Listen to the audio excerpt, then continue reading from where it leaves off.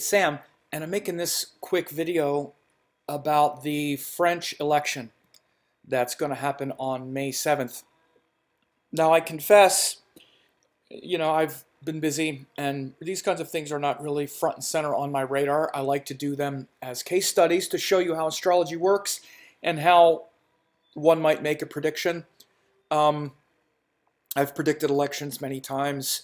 Usually the ones that I've predicted I got correct when I had good birth times and focused on it. Mainly the US elections from 2004, 8, and 12. 16 I didn't do a formal prediction because we didn't have Hillary Clinton's birth time correct. But that notwithstanding, I confess here, this is being done on May 6th, the day before the election. And you see Macron has a 62 to 38% lead, about 20% more. So he's tracking about 20% more. Frankly, I'm not going to really let that creep into anything I'm going to say. I'm going to read the charts and look at the transits to see what we're dealing with. So this is the chart of Le Pen right here. And as you see,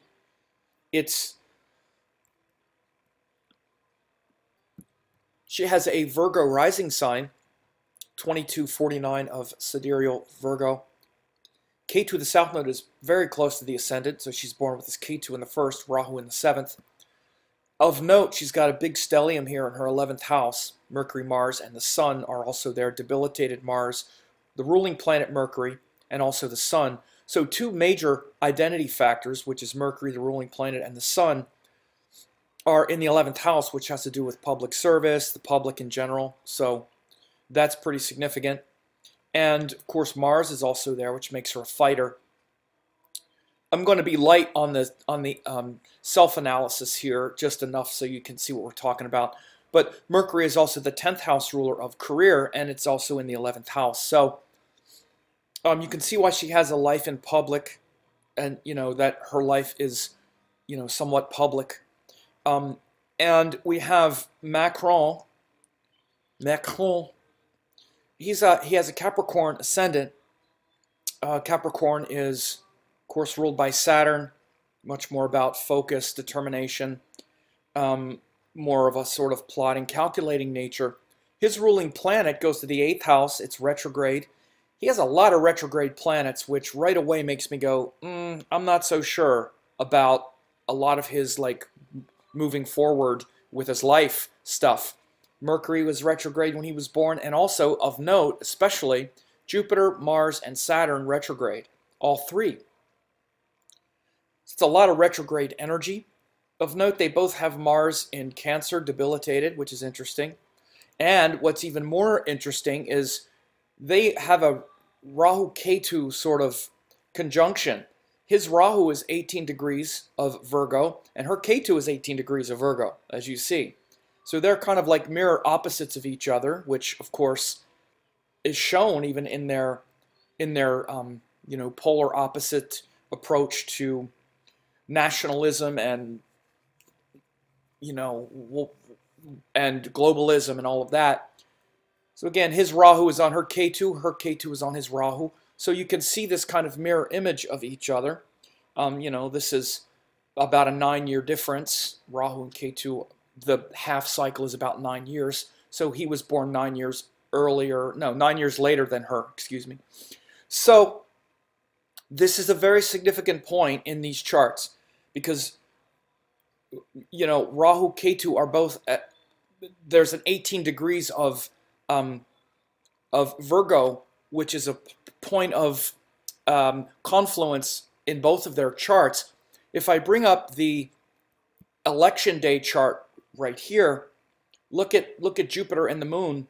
This is Sunday, May 7th. This is at about 11 o'clock at night. But the Moon is going to be passing over, if I run the transit wheel here. So this is at about 11:45 on Sunday night.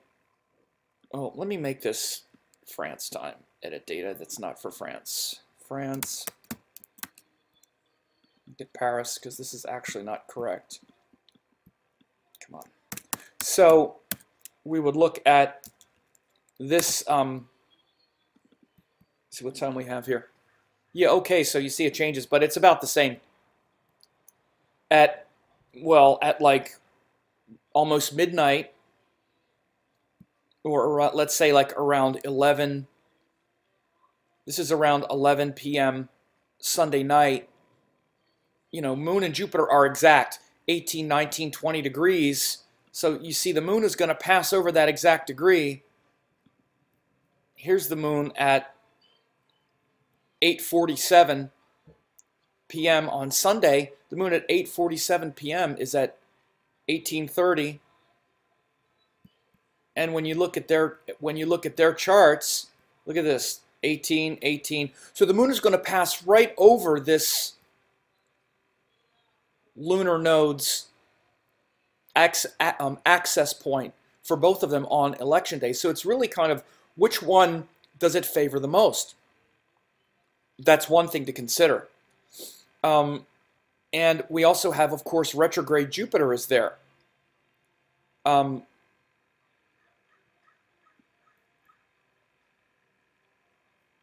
me actually make this smaller so it fits better. Okay. So retrograde Jupiter is also there. Again, about the same exact degree. So right now, retrograde Jupiter is going back over both of their charts. 20. Jupiter was retrograde at 20. Her K2 is at 18, and his Rahu is at 19, or at 18 as well. And her ascendant is 22. Jupiter has just gone. Jupiter stationed on her ascendant, and then it went back over it. So it's moving away from her ascendant, which could be very significant. If we run this transit back, let me just do this because I'm doing this in real time. I'm figuring this out. You're seeing my process. If we go back a few weeks, 1 week, 2 weeks, when did that referendum? The referendum was like April 23rd, I think, or something. And you see at that point, Jupiter was right on her ascendant. Then it's retrograding away from it on election day. See, her ascendant is 22, K2 is 18. And when they did the referendum at the end of April, Jupiter was 22. So Jupiter went right up to her. It actually went past her ascendant.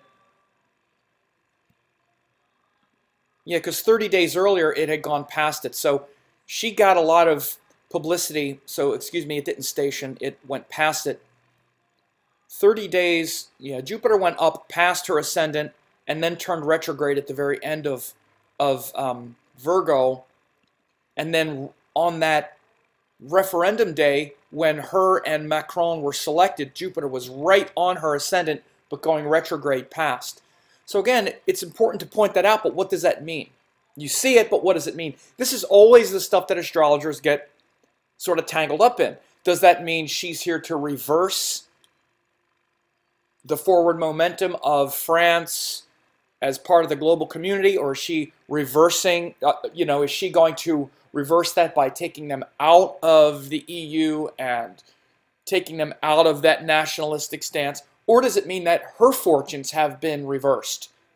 She got her moment in the sun, and then Jupiter going over the ascendant is now reversing the fortune that she had, and people are taking a closer look and saying, no, not you.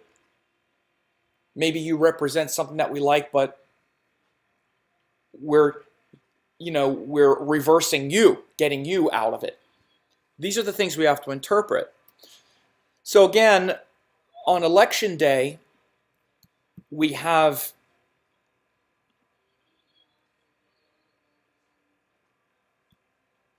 this day here. 1, 2, it's this, okay?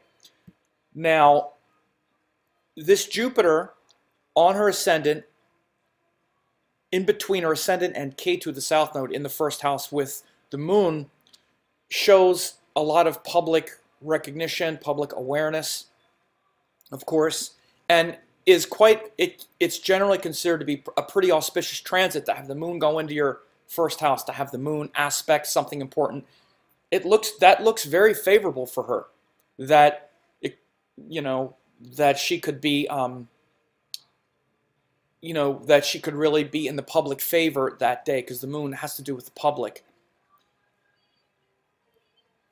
In addition to having Jupiter there. So when we look at Jupiter, though, it's also important to notice that it's also going over Macron's Rahu in the 9th house. In some ways, in her first house, it's kind of ambiguous because Jupiter is, again, it's retrograde in the first, so it's very much about her personal fortune, her personal recognition and status. And even notice how much I'm talking about her, because she's kind of the fulcrum. She's really the one you have to evaluate. Like, what does this wild card person show? As much, even more so than him, because he's much more of a traditional kind of standard issue candidate.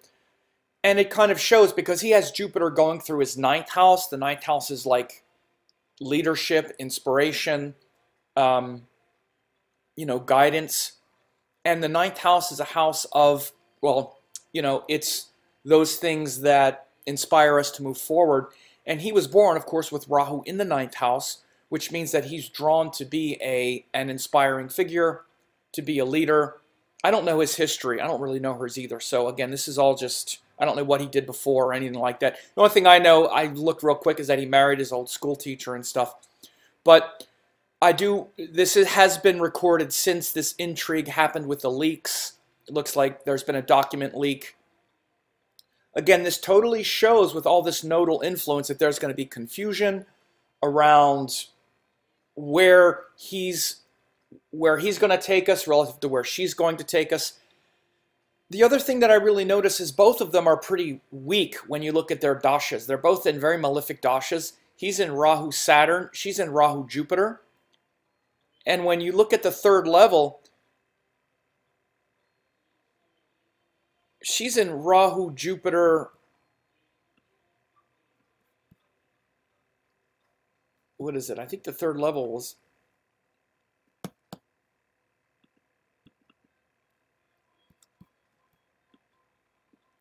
Yeah, she's in Rahu Jupiter Saturn.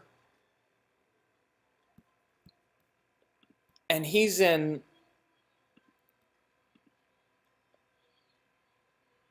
Rahu Saturn, I believe he's in Rahu Saturn Jupiter. So you see Rahu Saturn Jupiter in both of their charts are important.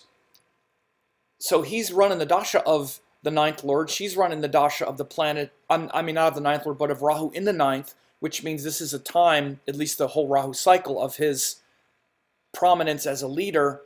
Rahu Saturn shows this is his ruling planet, and then the subcycle of Jupiter, the 3rd level, brings up 12th house stuff. His Jupiter is in the 6th house. Again, his energy looks a lot more confused, a lot more tangled up. When I look at these on the surface, the transits and the appearance, the apparent strength looks better for her. Again, this isn't looking at polls or any of that stuff right now. It looks better for her according to what I would say if I'd have looked at this even a couple months ago and it was just between these two on this date. So I'm not going to let polls or whatever get in the way. I'm just going to look at this. In general, I'm going to look deeper because it's a process and I'm letting you see the process. But his Rahu is in the 9th, which is definitely good for leaders and for victory. And Jupiter going over his Rahu in the 9th in general also bodes well. And even with the moon going through his 9th and over his Rahu in the 9th. These are the things that could be strong for him. These are the strengths where you can see what could catapult him to victory. By the way, I want to say this. You need to be able to see how both of them could win, because neither of them would be in this position otherwise. And I mean this intentionally. When you see people who say, oh, this one's definitely going to win and this other one has absolutely no chance, that's not the case. When you look at these election charts, it's always close, because both of them are, it's like looking at the charts of two kings or two people who are at the pinnacle of their power. right on the verge. You need to be able to see how both of them could win because, frankly, both of them could. Um, that's just the way it works. Even in landslide victories, millions and millions of people are going to vote for either one of them. So these elections turn on very small things. So you can see how he could win with Rahu as the ninth lord, Saturn as his ruling planet. Now again, it's retrograde in the 8th, which I don't really like. It's also hemmed between Rahu and Mars. It's ugly looking Saturn here. His power must come from the harmonic charts. Yeah, he's got exalted Saturn in the D10 chart. So this is why, okay, this is why Saturn Dasha is so strong for him. You can't see it, it's off screen. I'll pull it up and make it a little bit larger because I'm looking to see why this guy's even in this position right now. But the reason is because of his D10 chart. Actually, I think I can maybe shift it here. I'm going to show you his D10, his Dasasha chart. Yeah, there it is. So his Dasasha chart right here, this is his Dasasha chart. No, that's not resizing, but this, he's got Moon Saturn exalted in the first house in the Dasasha chart. This is why Rahu Saturn has been so powerful. Because I was looking to see why is this guy even anywhere near victory. Because exalted Saturn in the first house of the Dasasha chart with the moon, the 10th lord. Major rock and Raja Yoga here. His Dasasha chart is really, really strong. It's aspected by Venus, the ruler of the chart as well. So this is why he's even in running. Otherwise, there's no reason why Rahu Saturn would get him anywhere near victory. So Moon Saturn exalted in the D10 is why Rahu Saturn is powerful for him. And look at also what Saturn rules. It also rules Mercury, the 9th lord, and it rules the Sun, which is the Karaka of career. So when you look at that, which I have to, I can see why Rahu Saturn is much stronger than I would have otherwise thought just looking at the Rashi. Also major Raja Yoga getting produced here with the 9th lord.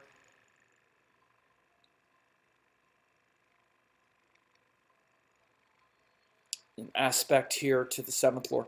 Okay, so I see why he's in power. Let me also look at her D10. This I'm sure I'll have to look at it. Because she's in Rahu, Jupiter, Saturn. Let me see. Rahu, what's the ascendant? Okay, it's here. Rahu, Jupiter. Okay, so this is why she's so powerful right now too. Because I had a hard time looking at hers also in the Rashi chart because she's got Venus, because Jupiter's in the 12th with Venus, which is not very powerful. When you look at the, why is Jupiter, because the secondary Dasha planet is the one that really is giving the full effects at any given time. So she's really getting the karmas of Jupiter and he's getting the karmas of Saturn, and you can see why. Okay, because Jupiter rules the Dasasha chart. This is why her career is noteworthy. So Jupiter rules the Dasasha chart. She's in Rahu, Jupiter, Saturn. So she just went into Rahu, Jupiter in October of last year. So that's probably when she started to really rise in prominence. I mean, she's been well known for a while, but since then, recently, she started to get more power and recognition as someone who could win since last October. So Jupiter rules the D10, which again, this is a very powerful rule that I teach over and over again. This is what shows, this is how karmas ripen. They don't just happen arbitrarily. You need to be, something needs to be activated through rulership in order to give results. So Jupiter rules the D10. This Jupiter in the Rashi chart wouldn't do it. It's in the 12th with Venus. It forms a Raja Yoga as a ruler of the 4th and 7th with the 9th lord, but it's in the 12th. I'm going to interpret that in a minute, but Rahu, Jupiter, yeah, Rahu is also, well, it's exalted, but it's in the 6th. That's why her Rahu Dasha has been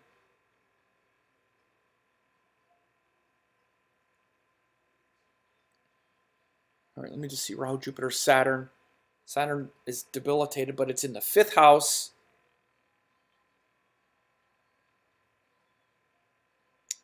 It's not so great.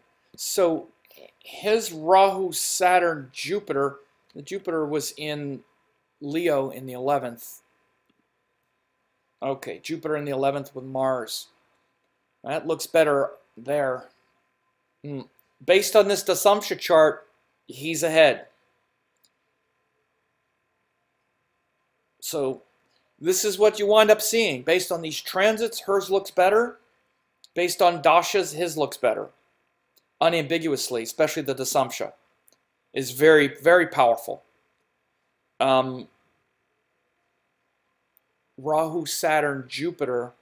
Jupiter doesn't rule anything, but Jupiter is with Mars in the 11th, and the 11th house especially tends to fulfill our ambitions. So these are the things you weigh.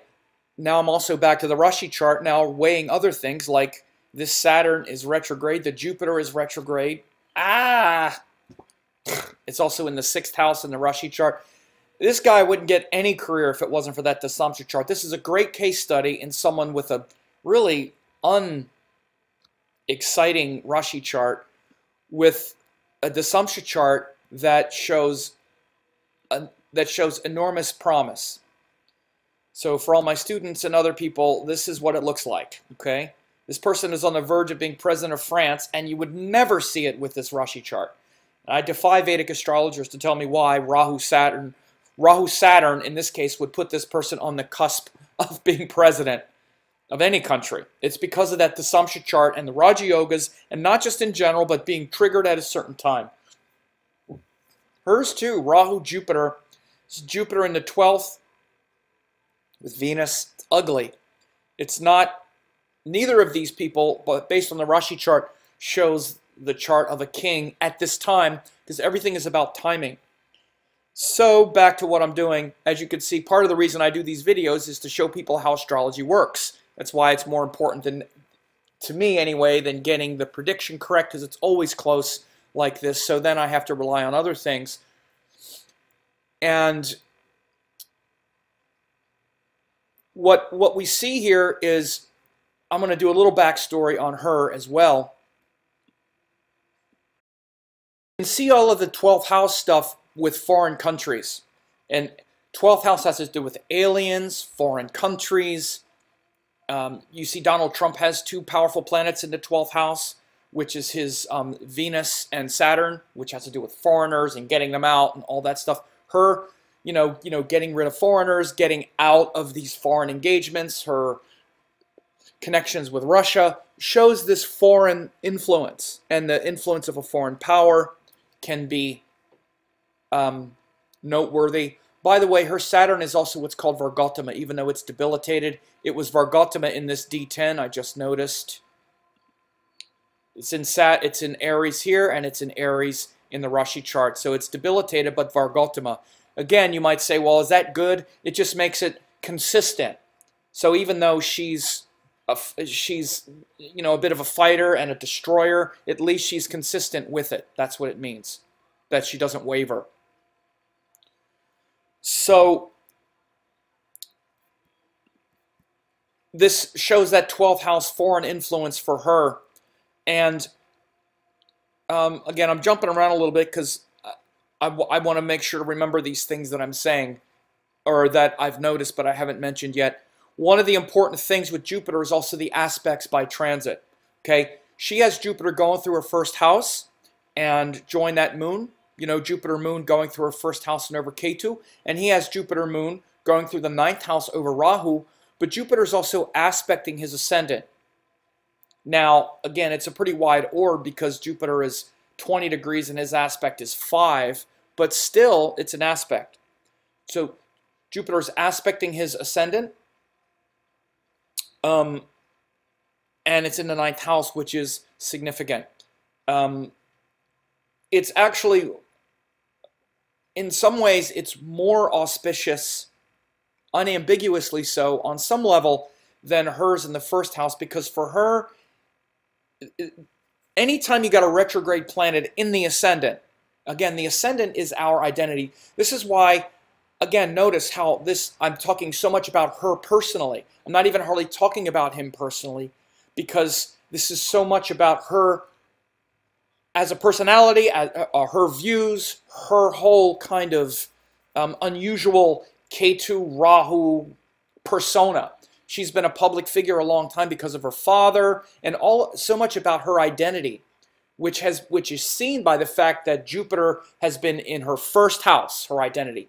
It went past her ascendant, then went retrograde back over her ascendant. So it's all these big fortunes and swings in your own personal identity. So this is why, in some level, it has more of a potential to deliver, but also to take away. So there's something else that I need to mention that I haven't mentioned yet, and it tends to favor Le Pen, and that's this. I did a case study very recently about France and the current solar and the current eclipse cycles that we're living right now. So back in 1793, when the Reign of Terror started in France, it happened on a solar eclipse, literally the day the Reign of Terror began, September 5th, 1793. And Robespierre started guillotining people. We had a solar eclipse in Leo with retrograde Mercury, Rahu, Moon, and Sun in Leo, and Mars and Venus in Cancer. This is the chart of September 5th, 1793. And there's an upcoming solar eclipse, August 21st, 2017, in a few months. Look at the placements. No, these are not identical charts. But we have Rahu, Sun, Moon, and retrograde Mercury in Leo, and Mars and Venus in Cancer on October 21st, 2017. Now, this eclipse is going to pass through Washington, D.C. This eclipse that happened in September 5th, 1793, the actual eclipse path went straight through Paris. Here is the eclipse of 1793. This is the eclipse path. It went right through Eastern Europe within a few hundred miles of Paris, September 5th, 1793. And very shortly, or on that day, the new society was declared and they began the Reign of Terror. By the way, it also ended on the next solar eclipse, on the solar eclipse a year and a half later in Cancer. But look at the eclipse path of August 21st, 2017. This eclipse path passes within a few hundred miles of DC, but it's like the same pattern. Why is this important? Well, because it certainly shows a kind of sort of decapitation scenario of the United States and the removing of the elitists from the United States. The Trump presidency could be seen as that, or when we have this eclipse, we might be kicking out those elites because Trump and his family are certainly acting like aristocracy right now. Either way, it shows that out with the elites. And that's exactly what Le Pen, that's what her sort of cachet, that's what her brand is. She's like overthrowing the monarchy, which is what the French Revolution was, overthrowing the monarchy, and we're in a recurrence of those times now. And so that recurring theme of out with the elites favors Le Pen in that regard, because that's what she represents, kicking out the aristocracy that is aligned with nationalism and the culture that is part of the EU and accepting of immigrants and all this stuff. She's like, no, let's get rid of all of that. Let's cut all of that off. So she's the radical choice, and this lines up with the same eclipse cycle that happened during the French Revolution. I discussed this a couple months ago, but I've been taking notice the whole time of this possibility. So you're saying, well, which one is it, Sam? You've been rattling on now for half an hour. Again, as you can see, these are the kinds of questions that you ask, or that we grapple with. Both of them are pretty weak candidates, frankly, unfortunately. Macron. you know, retrograde planets everywhere, kind of. And then you have her, which is very radical and wanting to destroy everything and cut everything off. Very much sort of like a Trump kind of figure. He's kind of like, I guess you would say, like a Hillary Clinton-ish kind of figure. Doesn't really inspire much. His D10 looks a lot stronger. In that regard, I would say him. She has that wild card factor that could really blow up and out of the blue surprise everybody, especially with this last minute leak of information, and also with that with that sort of decapitation scenario going on and the French Revolution thing going on. In light of that, and balancing these two things, plus with these transits in her first house, I could definitely see where she pulls off a huge upset as well. But you know what? In the end, I'm going to go with this Raj Yogas here. This Saturn, this exalted Saturn in the 10th, or I'm sorry, in the ascendant of his D10, this Dasamsha is just too strong. I don't really see it. I would have to see it more here. I kind of do, because she's in Rahu Jupiter. You know, Rahu is in the 6th. You know, you see it more from the ascendant, you know, with her Rahu Dasha, you know, with the Rahu Mahadasha. Even then, it's sort of tenuous, but Jupiter is just, it's not strong enough. It doesn't look like it's going to catapult her to the presidency. It looks like this rise of prominence for her, this renewed prominence, is more about this transit in her first house, not about the dashas. Not about it's shown by transit and not by dasha. And you need to see generally that the dashas support it. Usually the transit supporting it. You know, the transit is going to show a moment, but it's not going to show where the karmas are really landing at that time. It could, again, I'm wavering, but I'm showing that it could, because it could show that now that she's in Rahu Jupiter, her karmas are aligned with this Dasamsha chart. But, you know, it's a debilitated Jupiter. It would be awful if she did win, honestly, because she'd be running the dasha of her debilitated Jupiter in Capricorn in the Dasamsha chart, whereas he's running the dasha of his exalted Saturn, Rahu Saturn. I mean, that's the secondary dasha of his exalted Saturn. And then he's about to go into Mercury, Rahu Mercury, which is also a favorable planet. So it would be much better for France if he wins, in my opinion. His dashas are much stronger, not only now to win the election, but also to govern. So I could definitely see both. I hope you enjoy the case study, but I do think it's going to be Macron. I do think it's going to be Macron based on the strength of the dasha. So I hope you enjoyed the case study.